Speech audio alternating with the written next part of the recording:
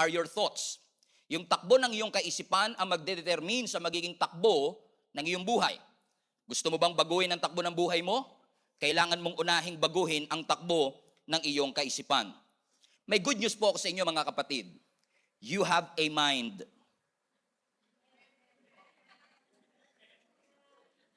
What a great news. Sabi mo sa katabi mo, may pag-asa ka pa, okay? You have a mind. What does it mean, Pastor? Lahat tayo ay may isip. You may not be using your mind. You may be out of your mind. But thank God, you have a mind. So ibig sabihin mga kapatid, kung meron tayong kaisipan, ibig sabihin, pwede nating baguhin ang direksyon, trajectory ng ating buhay. Bakit mga kapatid? Sapagkat yung iyong kaisipan ay may kakayahan sa tulong at grasya ng Panginoon, na ang sabi ng scripture na binabasa natin, huwag kang mag-alala, imbis na mag-alala ka, manalangin ka sa Panginoon, magpasalamat ka sa Kanya, at kapag ginawa mo ito, yung kapayapaan that exceeds our understanding, yun ang magbabantay sa iyong puso at sa iyong kaisipan. Because you change the way you think. Your tomorrow doesn't have to be a repeat of yesterday. Let me repeat. Because you are very intentional in the way you think, your tomorrow will not be a repeat of what happened to you yesterday. Ibig sabihin mga kapatid, pwede mong baguhin ang takbo ng iyong buhay. Hindi na ho natin kailangang i-emphasize pa that the battleground is in the mind. There is a war going on between our ears. There is a war going on inside of our head. And I can speak from my experience because I've had this experience and I recognize the war that is going on with our minds. Kasi totoo naman po talaga na mahirap ang buhay, that life is overwhelming, na minsan na-overwhelm tayo sa sobrang tindi na mga pressure na posibleng pinagdadaanan ng bawat isa sa atin. Naramdaman ko at naranasan ko based on my own personal story na darating ang pagkakataon minsan sa buhay natin na makakaramdam ka ng overwhelming sense of hopelessness. Yung pakiramdam po ba na parang wala ng pag-asa? Na lahat ng tagumpay na iyong naranasan, yun na talaga yun, at wala ka ng tagumpay na mararanasan sa mga susunod pang panahon. Kaya po siguro maraming tao ang nawawalan ng pag-asa sapagkat sa kanilang pananaw, lahat ng blessing na gustong ibigay ng Lord, naranasan ko na. Meron pa bang susunod? Meron pa bang pag-asa na gustong ibigay ang Panginoon? Buhay na mas maayos na gustong iparanas ng Panginoon sa ating buhay? Kung maaalala po ninyo mga kapatid, that even the godly, even the biblical heroes, yung mga taong hinahangaan natin, ay naka-experience din ng ganitong pakiramdam. Everyone has the potential to feel this way. Prophet Elijah, for example, last Sunday, ano sabi ni Prophet Elijah? Lord, I've had enough. It's too much for me. Hindi ko na po siya kayang i-handle. Grabe na po yung pressure. Take my life. Si Elijah mismo na propeta, na malapit sa Panginoon, messenger pa ng Diyos, ang nagsabi, Lord, bawiin mo na ang buhay ko. Grabe na po ang aking mga pinagdadaanan. Bakit? Even Elijah, yung tao na messenger ng Panginoon, is it as if he cannot find hope anymore. Na ito na ang magiging dulo ng kanyang buhay. So let me just preach to you mga kapatid, at gusto ko lang ipaalala sa inyo, hindi po dapat tayo magpalunod sa anumang stress na ating pinagdadaanan. You don't have to live a life of anxiety. You don't have to be overwhelmed by the fear that you are facing and the fear that you are feeling right now. Anumang boses ang naririnig mo sa iyong kaisipan that is not aligned with the Word of God, meron kang authority para palayasin ang lahat ng ito kasi ang isip na yan ay regalo sa iyo ng ating Panginoon. Sasabihin sa iyo ni Satan, hindi ka mahal ng Diyos, nakalimutan ka na ng Diyos, at ikaw naman mararamdaman mo yung rejection, mararamdaman mo yung loneliness. Ang sasabihin ng kaaway sa iyo, buti pa sa ibang tao may plano ang Diyos pero sa iyo wala.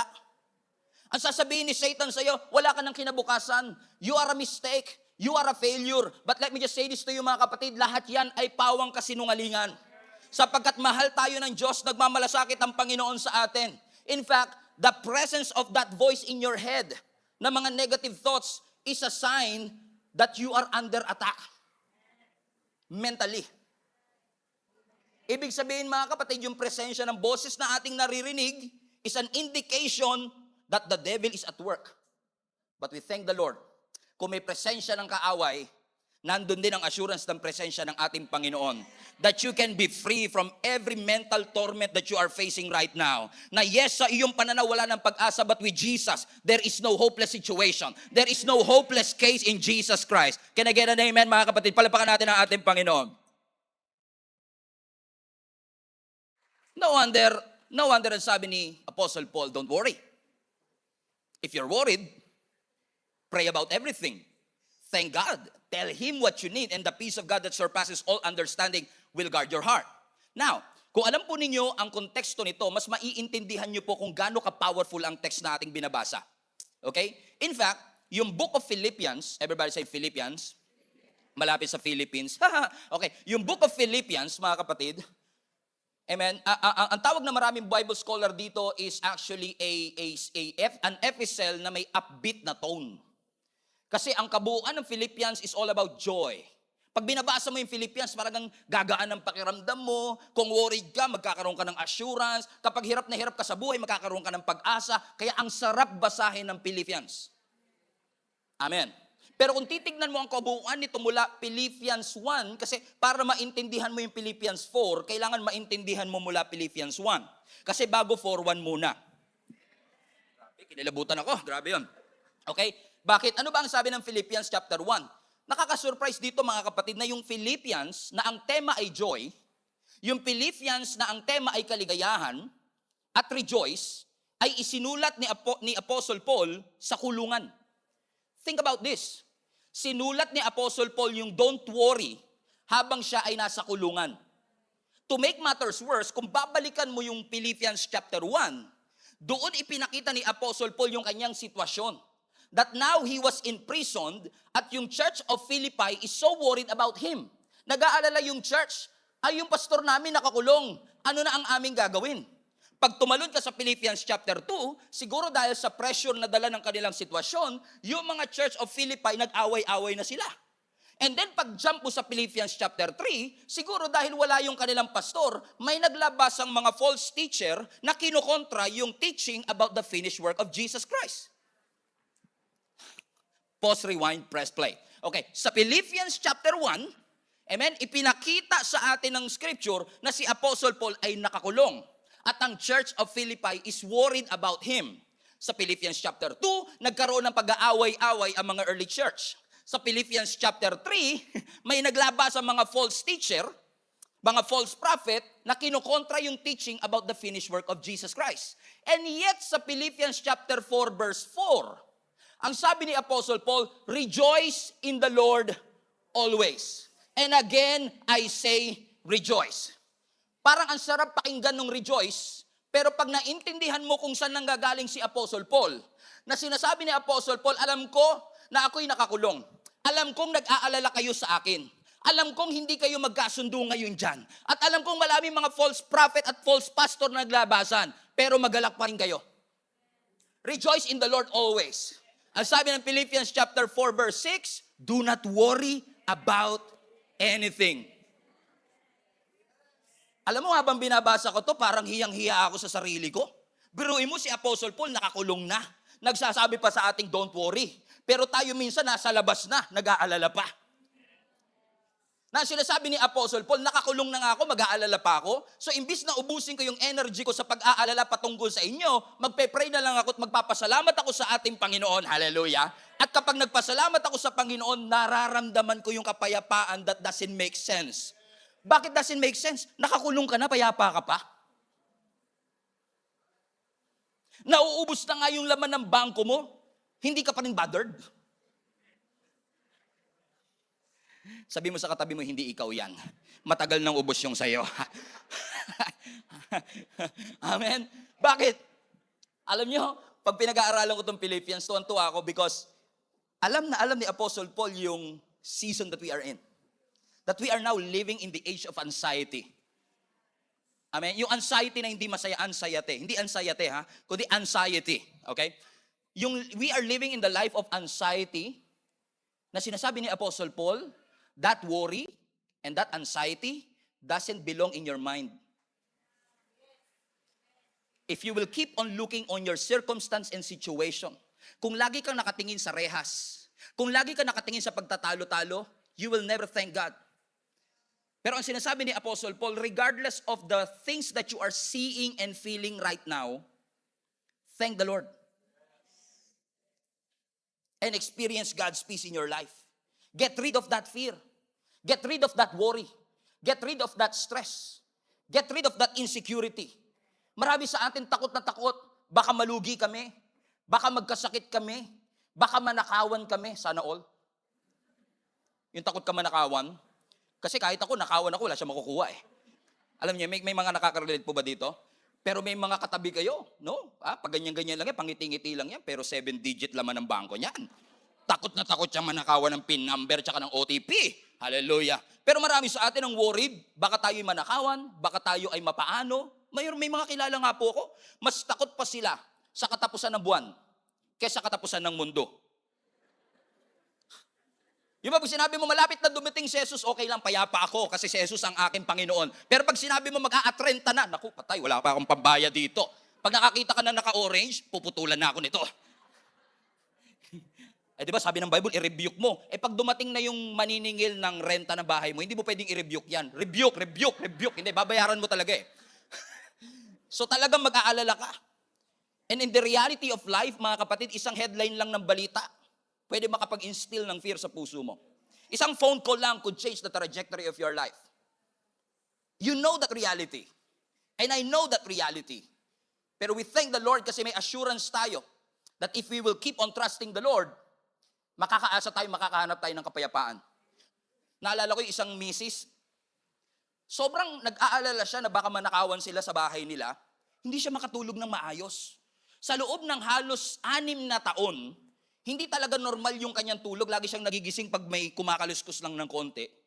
Nababother na rin yung asawa niya kung bakit ganun siya.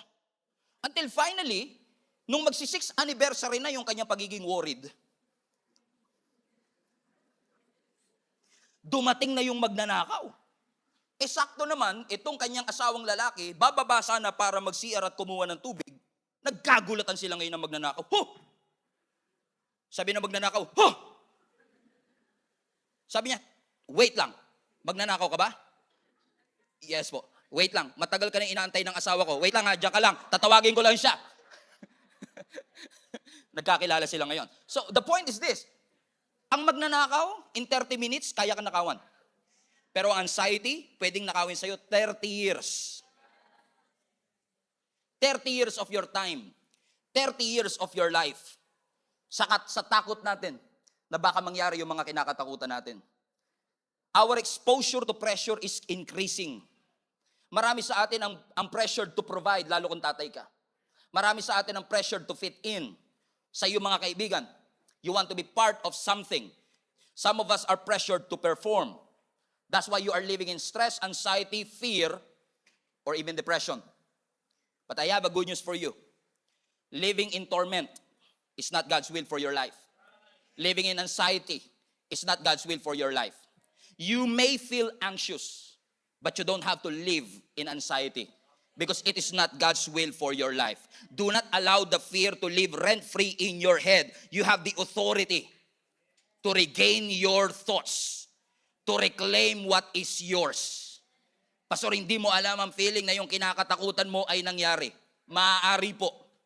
Pero katulad ni Job, yung kanyang kinakatakutan nangyari sa kanya. Natakot siya na ang lahat ng bagay na meron siya ay mawala sa kanya o nakawin sa kanya. Look at this verse in Job chapter 3 verse 25. What I always feared happened to me. What I dreaded, kinakatakutan ko, has come true. Verse 26. That's why I have no peace. I have no quietness. I have no rest. And only trouble comes. Watch this. Even si Job, sinasabi ni Job, yung kinakatakutan ko nangyari sa akin. Kaya hindi ako payapa. Kaya wala akong kapahingahan. Kasi lahat na lang nangyayari, trouble. Now listen, let's put this in context. Si Job, hindi tumalayo sa Diyos. Si Job, may pananampalataya to sa Diyos. Si Job, righteous sa harap ng ating Panginoon, and yet nasabi pa rin niya, yung kinakatakutan ko nangyari sa akin. Bakit? Kahit ino-honor mo at wino-worship mo ang Panginoon, madalas yung kinakatakutan mo, yun talaga madalas ang mangyayari sa iyo.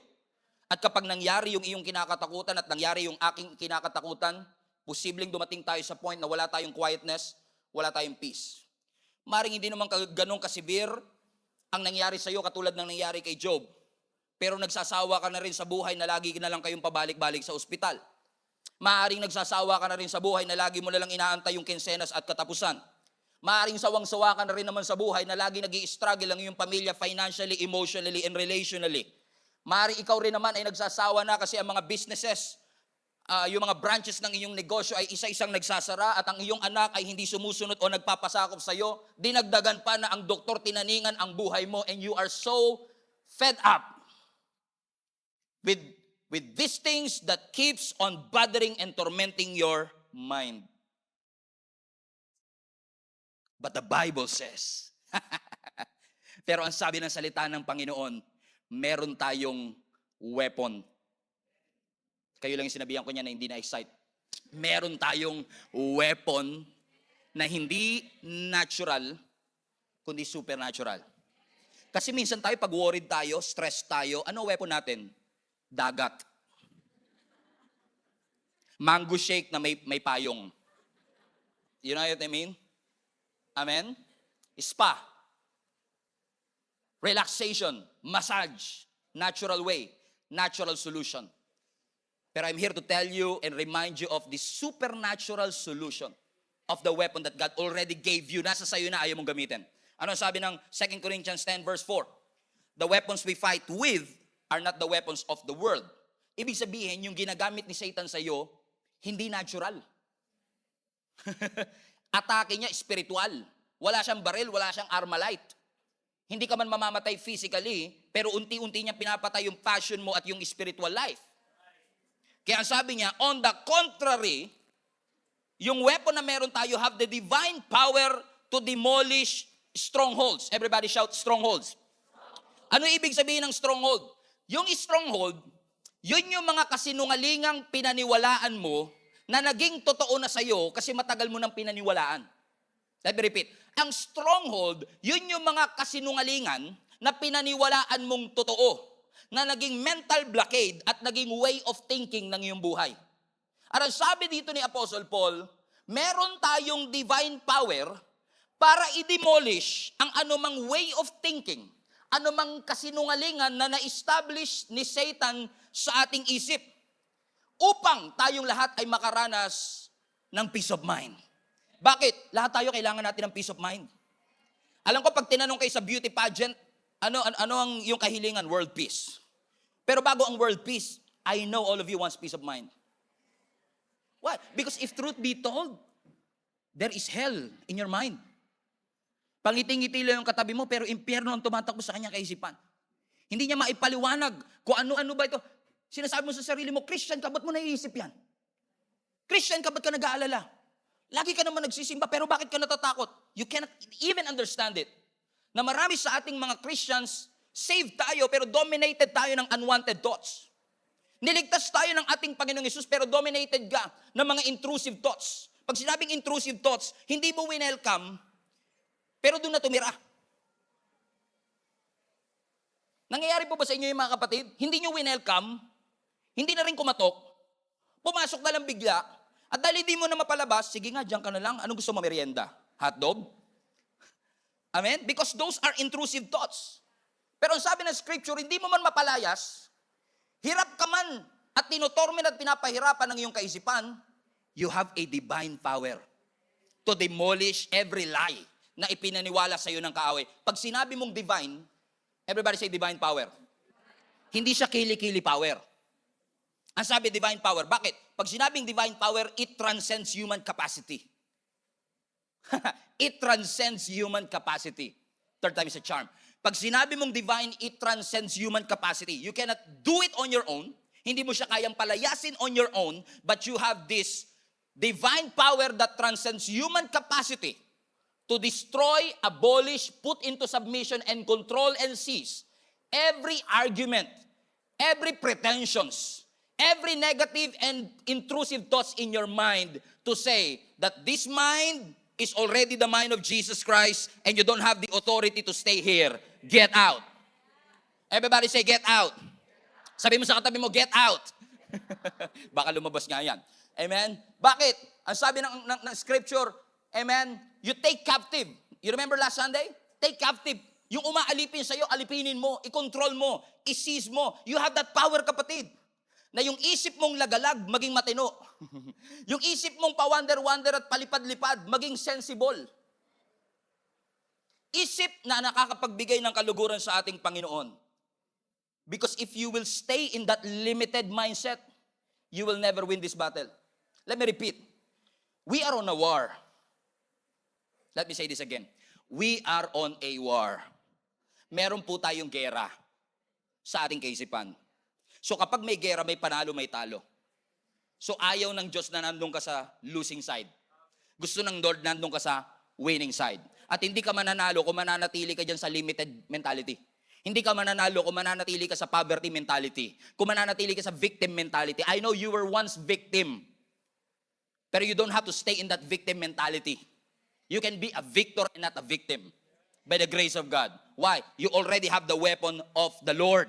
Supernatural. Na kung ikaw man ay takot, nandyan ang weapon ng Panginoon to demolish every stronghold that is paralyzing you.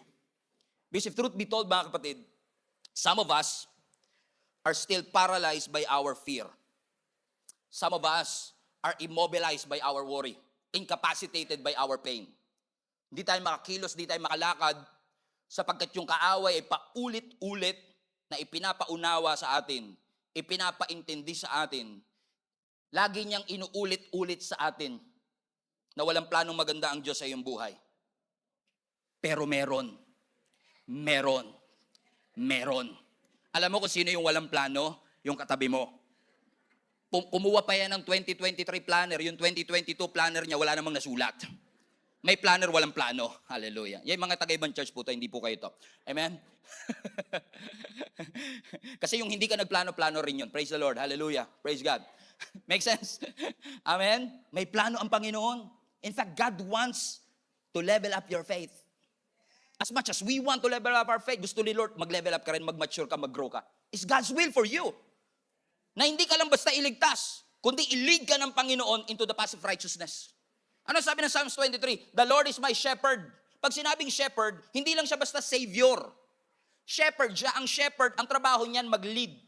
Si Lord hindi lang tagapagligtas mo, leader mo siya. I-lead ka niya to the path of righteousness. At gusto ng Lord, i-lead ka doon sa mas mataas na uri at antas ng pananampalataya. Pero God wants to put you on the next level head first. Mauuna ang isip. Kung tama ang mindset, kung tama ang takbo ng kaisipan, yun yung plano ng Lord eh. Gusto niyang i-level up ka pero head first. Kasi ayaw naman ng Panginoon, hallelujah, amen, na lumalakad na tayo sa kanyang pangako, hindi natin ma-appreciate kasi miss na miss pa rin natin yung nakagawian natin. Wala na amen. Naalala niyo mga kapatid, yung mga Israelites, nung sila'y inilabas ng Panginoon from Egypt, papunta sana ng Promised Land, ilang araw pa lang silang nakakalabas, na-miss na kagad nila yung melon, yung cucumber, yung mga leeks and onions. Hindi ko alam kung ano ba gagawin nila sa desert, magigisa ba? Kailangan gusto nila ng garlic tsaka onion. Pag pinagsama mo, gisa talaga yun eh. I mean, they miss it. Kasi they are out of Egypt, but Egypt mentality is not out of them. Ile-level up sila ni Lord, pero nauna yung paa, yung isip na iwan. Gusto kang i-level up ng Panginoon head first. Mauna muna yung takbo ng kaisipan. Kailangan mo munang maunawaan na may magandang plano ang Panginoon sa iyo. Kailangan mo munang yakapin na may pangakong maganda ang Diyos sa iyo. So, yung mga nasa isip mo ba, yan ba tingin mo ang pangako ng Lord sa iyo? Pangako ba talaga ng Panginoon sa iyo na wala ng future, wala ng pag-asa? No. So kung hindi siya align sa Word of God, i-demolish mo. Kung hindi siya align sa mga pangako ng Lord, i-control mo, i-seize mo. Kasi kung hindi yan align sa salita ng Panginoon, it doesn't belong in your mind. Wait, let me repeat. If it doesn't line up with the Word of God, it doesn't belong in your mind. You have the authority to get rid of it. Listen to me.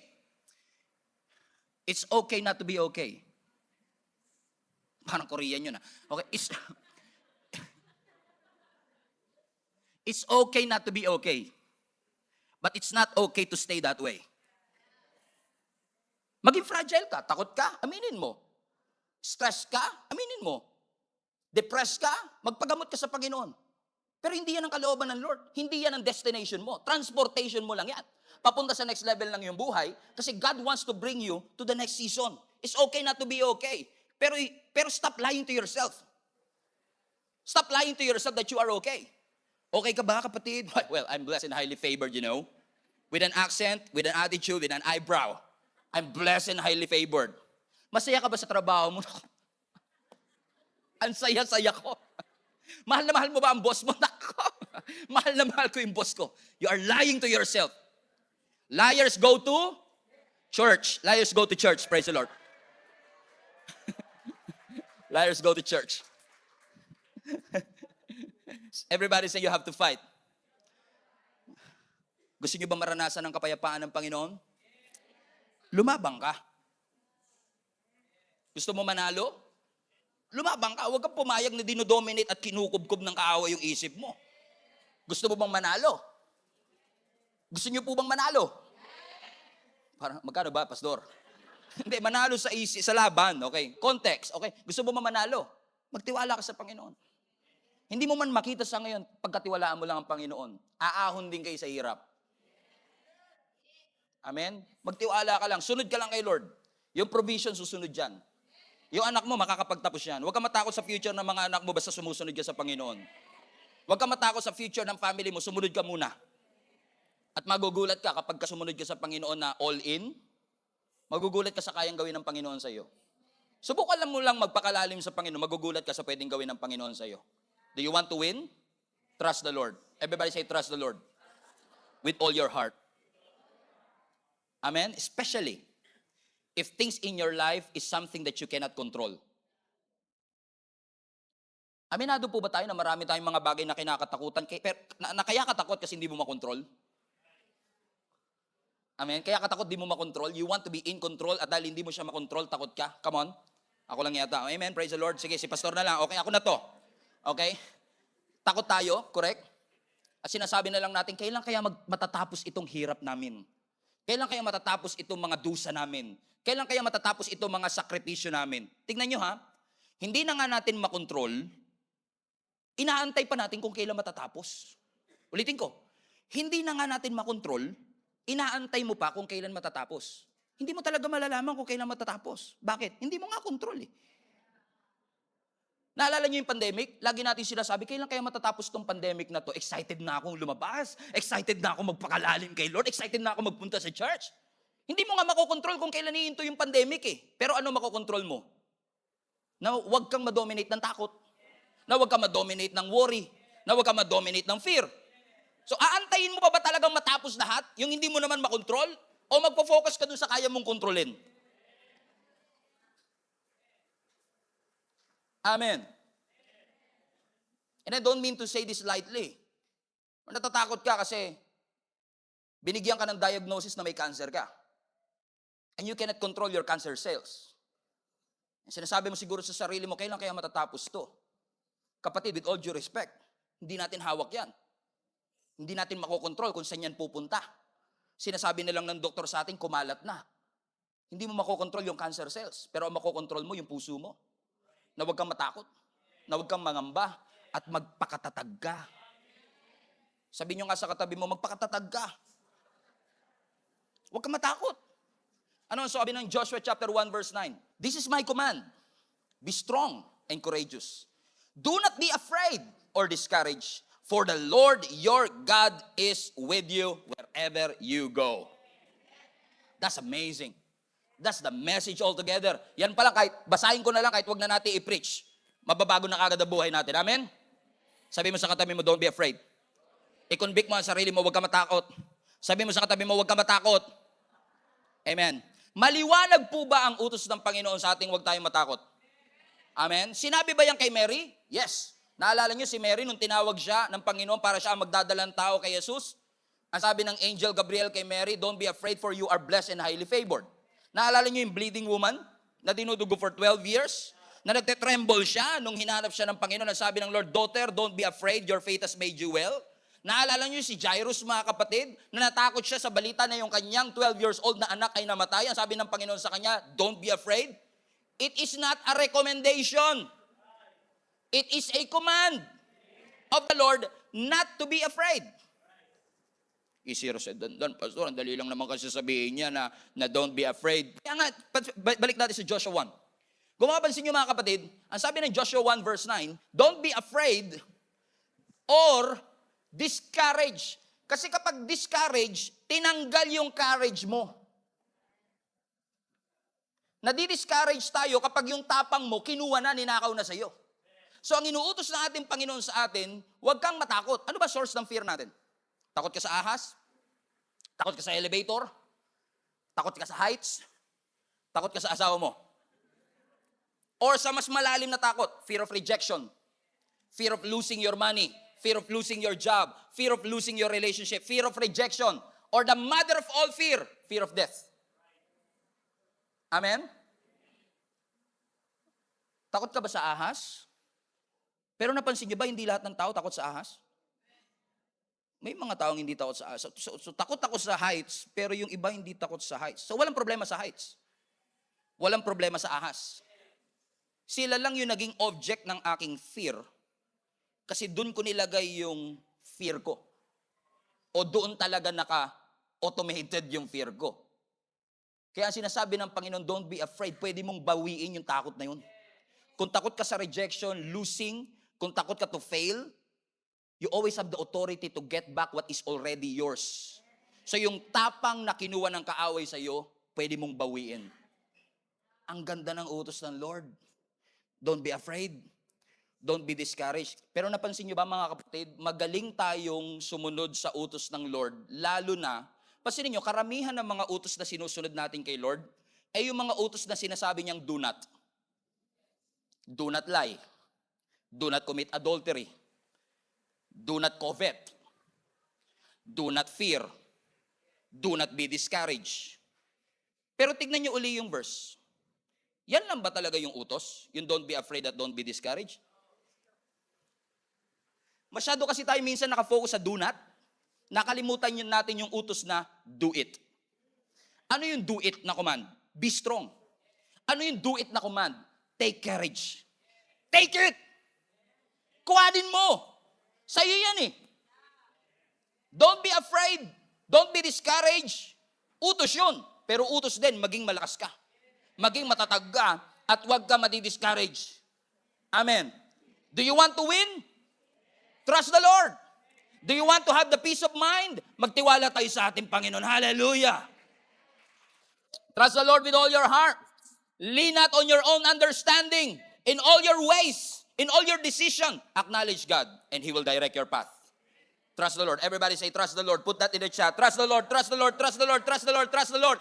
Ang pagtitiwala sa Panginoon ang isa sa pinaka-importanting dapat matutunan ng lahat ng naniniwala kay Jesus. Napakahalaga niyan. Because faith is not believing on a wonderful outcome. Hindi porket may nananampalataya ka lang sa wonderful outcome. Faith is actually confidence in the Word of God. Faith is actually believing in the truthfulness of God. Faith is believing in the truthfulness of His Word. When you have faith in Him, you trust the Lord. Kahit hindi maganda ang sitwasyon, I have confidence sa mga pangakong binitawan sa akin ng ating Panginoon. Buti pa po sa upuan may tiwala ka pa, pero sa Diyos minsan wala. Anak, pahinga ng isang upuan. Ang dami nyo rito sa in-person, pero kanina, pagpasok ninyo, wala ako ni isang taong nakita na bago siya umupo, umikot muna siya. Kaya ba ako nito? Matibay ba to? Baka bumigay ito ah. Wala ko nakita. Pagpasok niya kanina, besta na lang kayo umupo. Walang tanong-tanong. Buti pa sa upuan, may tiwala kayo, wala kayong tanong. Pero minsan sa Lord, ang dami mong tanong. Bago ka umupo, dami mong tanong, Lord, kaya mo ba? Kaya ba, Lord? Mangako ka muna, Lord. Sabi ng Lord, come, pumunta ka. Walk on water. Lord, promise ka muna, pag nalunod ako, sasagapin mo ako. Buti pa sa upuan, may tiwala tayo. Solid ang ating pananampalataya. Pero minsan sa Panginoon, we're losing our faith. We don't trust Him. No wonder we don't have peace. Because we cannot even trust God in the first place. Buti pa nga yung ATM. Sino sa inyo may mga ATM po? Machine. Yung nag-withdraw kayo sa ATM. Tapos inquire balance to make sure. Pwede naman diretso withdraw, pero inquire balance ka muna. Okay? Amen. At nakalagay doon, pag inquire balance mo, 26,424. Wow. Dami ko pera. Question mo ba yung bangko bago ka mag-withdraw? O nagtiwala ka na lang doon sa lumalabas sa screen? Sinabi ng screen, 26,000 ang laman ng ATM mo, pero paano ka nakakasiguro? Pero nagtitiwala ka, di ba? Nagwi-withdraw ka. Kahit walang proof. Yung screen, buti pa sa screen may tiwala tayo. Pero minsan sa mga pangako ng Diyos na malinaw niyang binitawan at iniwan sa atin. Don't be afraid. Balik mo yung Joshua 1:9, kapatid. Don't be afraid. Don't be discouraged. Because the Lord your God is with you wherever you go. Anong assurance natin na hindi tayo dapat matatakot? Ayan nangako ang Lord May 26,000 ka sa iyong ATM. Oro kanyo may gawa ng upuan mo. Plastic yan, pero matibay. May mga plastic kasi ang tibay ng mukha. Joke, sorry.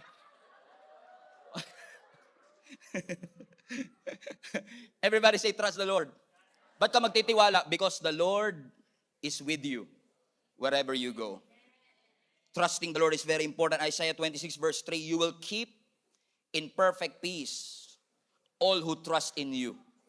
Lahat ng may tiwala sa Panginoon, makakatagpo ng perfect peace. Hindi peace na dala ng mango shake, hindi dala ng beach sa Boracay, kundi yung kapayapaan that doesn't make sense. All whose thoughts are fixed on you, they will find perfect peace. So trust, verse 4, so trust the Lord always, for the Lord God is the eternal rock. Hindi ka mauubusan ng mga sitwasyon para mag-alala ka. Tingin ka lang sa buhay ng iyong pamilya, mag-aalala ka. Tingin ka sa mga anak mo, mag-worry ka. Tingin ka sa bank account mo, masyasyak ka. Pero tignan nyo, buti pa yung mga bata. Tingnan yung mga anak natin, for example. Magbubukas ng refrigerator, walang tanong-tanong yun. Confident silang may laman. Tama, hindi nila iniisip yun na walang laman. Yung mga anak natin, magbubukas lang yan bigla ng TV, hindi siya worried sa kuryente. Teka mo ikaw, 3 oras na yung aircon alam ko mainit ngayon, pero limitahan lang natin, ayoko lumobo yung kuryente natin. Wala pa yung Meralco, nag-aalala ka na Baka lumobo yung kuryente, pero sila, they don't care. You know why? Because they trust, nagtitiwala sila that their parents will provide. So every time you come to the Lord, magtiwala ka. Parang bata.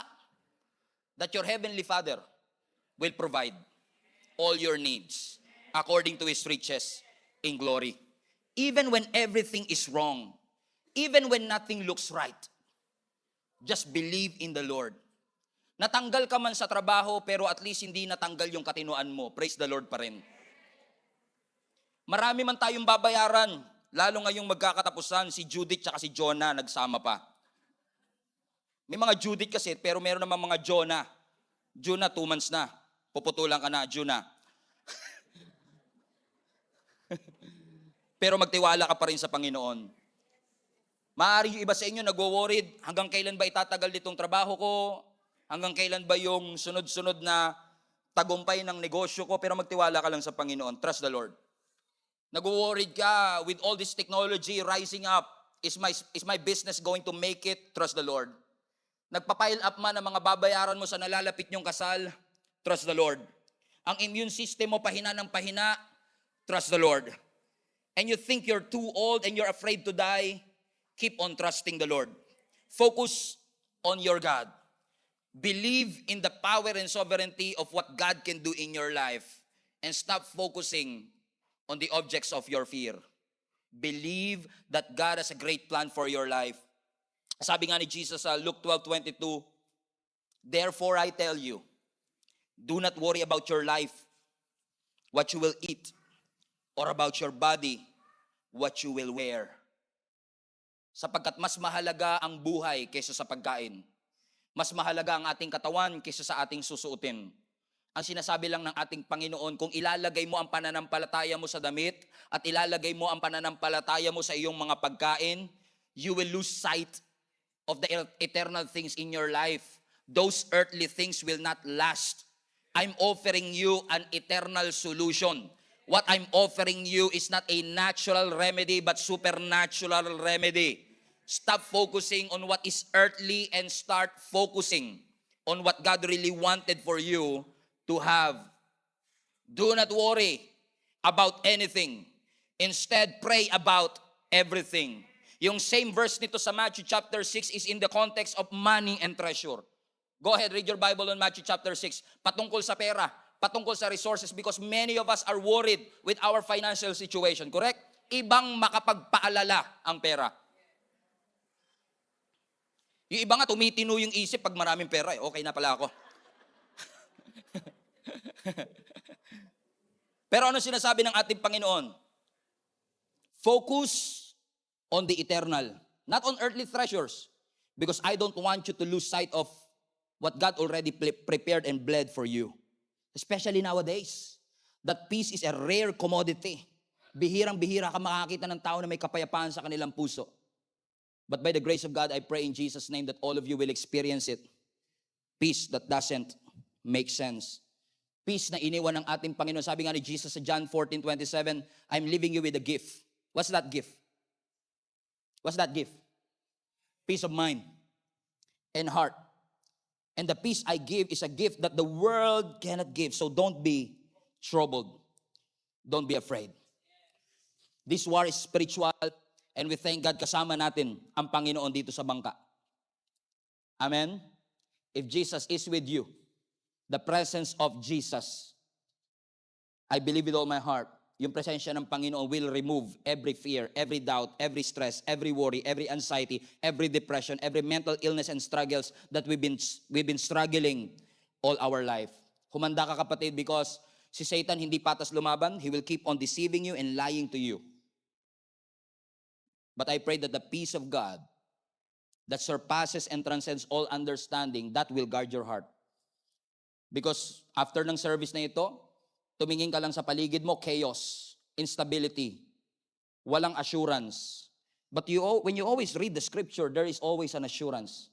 Lagi may stability, lagi may protection, lagi may provision. When you look at your wallet, wala. Pero when you look at the word of God, Jehovah Jireh, He will provide all my needs. When you look at the natural, may sakit ako, pero ang sabi ng scripture, Jehovah Rapha, He is your provider. Amen. Do you want to experience the peace of mind? I want to. But experiencing the peace of mind will involve you to filter everything that comes into your mind. I-filter mo. Amen? And I pray in Jesus' name that you do that. Hindi natural solution. It's not wrong to sleep well, to eat well, to choose your friends. All of these are important. Practical advices. Nabanggit ko na yan last Sunday. But always remember that bed doesn't guarantee rest. Food doesn't guarantee appetite. A well-organized calendar doesn't guarantee relaxation. Vacation doesn't guarantee rest. Lalo kung ikaw may sagot. That's natural. Sabi ng Lord, you have the power and the authority. You have the weapon to filter all those negative thoughts na kumakain ng iyong kaisipan. Katulad ng mga disciples, Lord, wala ka bang malasakit na baka malunod kami? And maybe you're saying the same thing sa ibang phrasing lang. Lord, hindi mo ba naririnig ang panalangin namin? Lord, wala na bang pag-asa na makalagpas kami sa mga bagay? Hindi mo po ba nakikita ang aming sitwasyon? Sabi ng Lord sa iyo, yes, I can see your situation. I can hear your prayers and I care for you. But you always have the choice today. This is the day that the Lord has made. And I have made my decision to be glad in it. It's a choice. I will bless the Lord at all times, and His praise shall continually be in my mouth. It's a choice. Can you bless the Lord at all times? It's a choice. Mahirap i-bless, mahirap sambahin, mahirap pumunta sa church when things are not going right in your life. But I will choose to come. I will choose to worship. I will choose to pray. I will choose to read the Word of God because I will hold on to the truth of God's Word. Because the truth of God's Word will never share a room with pretense. His truth will set me free. And I will keep on believing in it. Amen. So that I will experience the peace that surpasses all understanding.